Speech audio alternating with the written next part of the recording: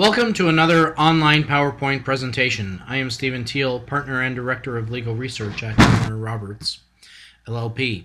I've been a research lawyer for nearly 30 years. In this presentation, I will be discussing issues related to the return to work in Ontario and Stage 1 of Ontario's reopening. Please be advised that this presentation is not intended to be legal advice and should not be relied upon in any way whatsoever as being legal advice. You should also note that reopening announcements are being made with regularity by the government. Accordingly, it is important to follow Premier Ford's briefings. Ontario started easing some restrictions on business prior to May 19, 2020. However, the official start of Phase 1 of Ontario's reopening plan began on that date. While the Ontario government has extended its state of emergency until June 10, 2020 and extended all emergency orders currently in place, including those dealing with restrictions on social gatherings, until May 29, 2020, the government eased restrictions on a large group of businesses and recreational activities. The industry most significantly impacted by the easing of restrictions was the retail sector. In addition to being allowed to operate online and to offer curbside pickup and delivery, retail stores with a straight front entrance were allowed to open. However, the easing of restrictions did not apply to locations inside indoor malls. The retail businesses that could open could do so through appointments with customers or by limiting the number who could be in a store at any one time. Restrictions on in-store service would need to be by square meter of space to ensure physical distancing of 2 meters at all times. In addition, only fitting rooms with doors can be used, and retailers are required to restrict that use to every second fitting room at any one time. Other businesses and services have also been positively impacted by the official Stage 1 reopening. Among the list of businesses that were allowed to reopen on May 19th were all construction sites, car dealerships and retailers, certain health and medical services, including in-person counseling services, libraries for pickup and delivery, veterinary services by appointment, animal services such as grooming and training, and general maintenance and repair services and property management services such as cleaning, painting, and pool maintenance. The restrictions on domestic services have also been eased. As well, under a specific regulation, the Ontario government has now permitted drive-in religious services. To provide these services, worshippers must remain in their car and cars must be positioned at least 2 meters apart. A car can only contain the occupants of one household.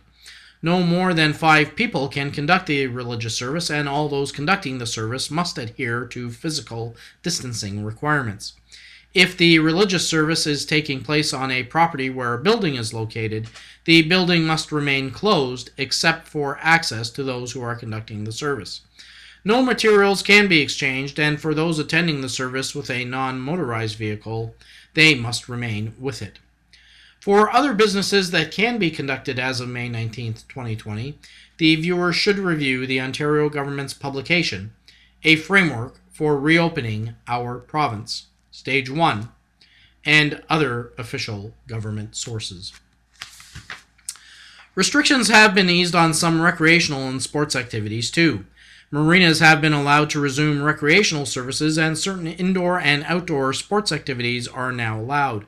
The sports activities permitted include golf driving ranges, racket sports like tennis, ping pong, and badminton, track and field, car and motorcycle racing, figure skating, fencing, rock climbing, and gymnastics.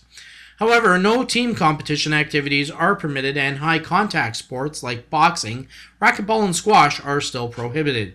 Public swimming pools and pools associated with sports centers are also not allowed to open. Again, to see if your sports activity is impacted, please consult official government sources, including A Framework for Reopening Our Province, Stage 1. In choosing the businesses and recreational activities for reopening at Stage 1, the Ontario government focused on workplaces that were well positioned to follow public health advice to maintain physical distancing, implement safety guidance, and limit gatherings.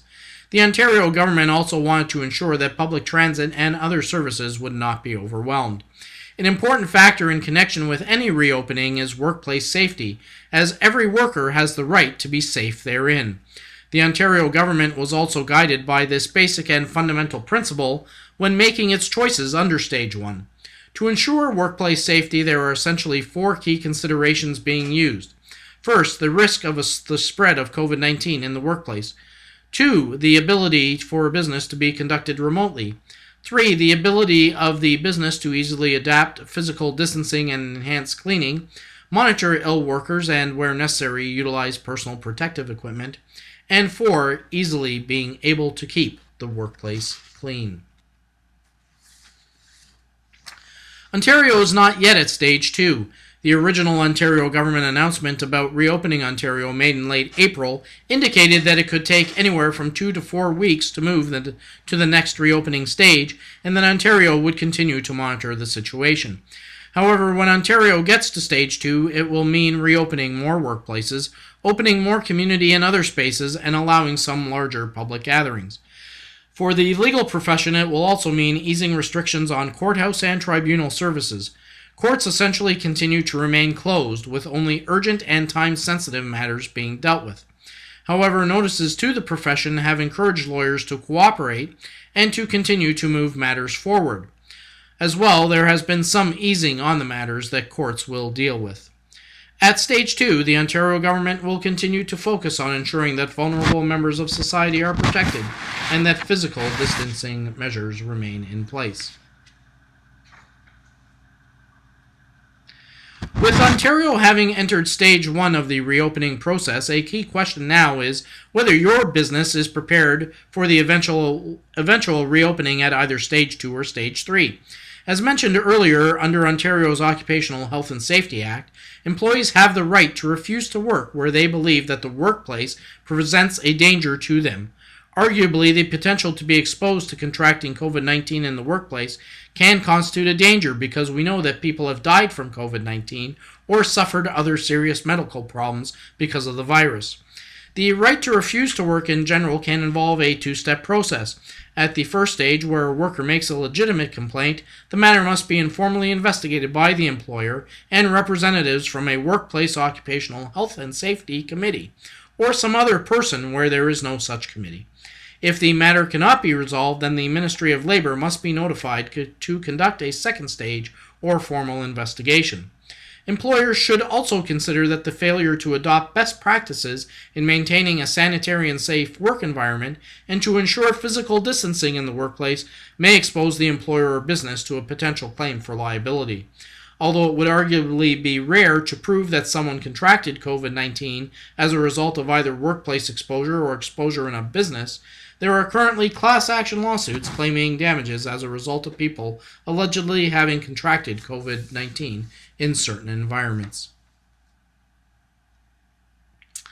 So, to avoid any potential exposure to liability, it is recommended that businesses ensure that they will be following public health and Ontario government guidelines when they reopen. Employers should adopt best practices in connection with sanitation and hygiene practices. Hand washing should be emphasized. Surfaces that are regularly touched should be kept clean on a regular basis, and employees and customers should be kept more than 2 meters apart. To ensure that these workplace measures can be implemented, employers should consider implementing flexible work-from-home policies, which will permit those workers who can do their work easily from outside the office place to remain there. If an employer expects all employees to return to the workplace when the business is reopened, this will create potential risks of overcrowding in the workplace. Employers should train their employees on how to keep their part of the workplace and particularly workstations clean. As well, lunch breaks and other breaks should be staggered, and employers should consider closing or limiting access to spaces where employees otherwise would normally congregate. A small lounge area or internal kitchen and eating area might be one of those places where there should be restricted access. Workers who are ill should also be encouraged to report their illness immediately, and any worker who falls ill at work or who shows signs of flu or cold-like symptoms should be immediately advised to leave the workplace and report to health officials for testing. In the event that a worker falls ill, the employer should get a record of who the employee had contact with at the workplace.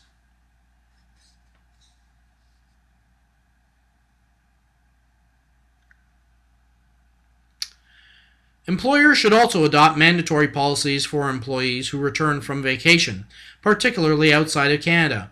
Employers should consider adopting policies that require an employee who travels to self-isolate for a period of 14 days. Any policies that are adopted should be shared with all employees to ensure that everyone knows what the rules are. As well, workplace policies should include the steps regarding the sanitization of the workplace. However, illnesses are to be reported, how physical distancing will be maintained, and how work will be scheduled.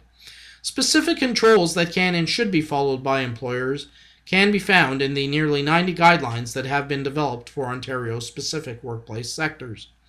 And please note that while potentially mandating the use of masks and gloves or other personal protective equipment should be considered as well in certain workplace environments so that workers and customers can feel confident that they are being protected against contracting COVID-19, it has been stated in Guidance on Health and Safety for the office sector during COVID-19 that respiratory protection is not the first line of defense against COVID-19.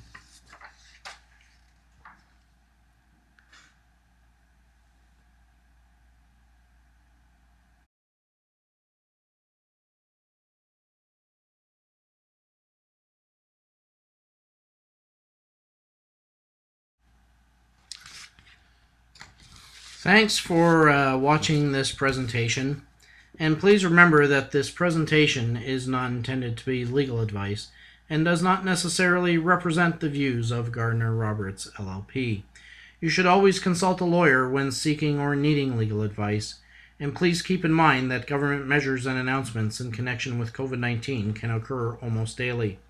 Don't forget to like this presentation, and please don't forget to subscribe to this YouTube channel.